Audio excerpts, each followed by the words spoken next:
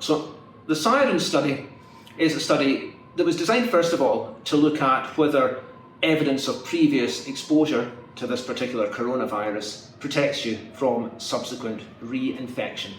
So it's essentially a study which looks at healthcare workers. It analyses a few things. It looks at how common it is for somebody in a healthcare setting to have coronavirus, particularly obviously looking at asymptomatic infection with coronavirus. It looks at the antibodies specifically to look at evidence of previous exposure to this particular coronavirus. And this antibody test can differentiate between antibodies that are generated in response to vaccination versus antibodies that are generated in response to infection with coronavirus. So what it allows us to do is to track all that, to track how many healthcare workers have got evidence of previous exposure to coronavirus and what that means in the long term in terms of the risk of picking up further coronavirus infection.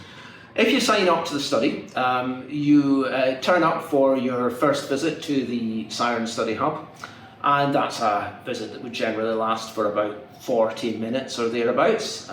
You go through the consent process first of all to confirm that you're happy to be part of the study, and you're asked a few questions in an online questionnaire about whether you've previously, to your knowledge, had coronavirus, whether you've had a vaccination, and a few brief questions about risk factors for coronavirus infection.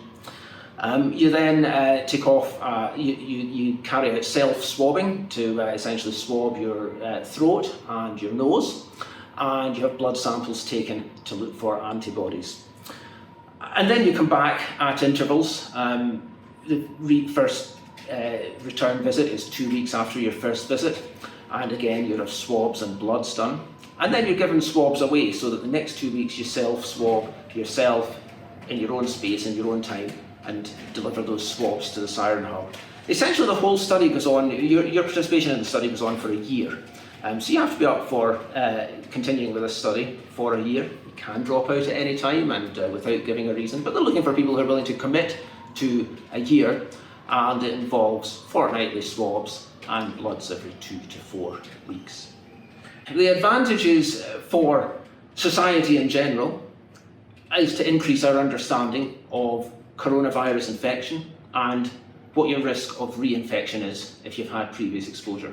But there are benefits for the individual participant as well. The benefits for the individual participant, I would say, is that you do get told your initial antibody results from your first visit. So you get told if they're positive or if they're negative. If they're positive, it's indicative that you've been exposed to coronavirus before. If they're negative, it doesn't necessarily rule out you having been exposed before, but that's a bit of information that you get personally given back to you. And also you are getting fortnightly PCR swabs as well for the virus.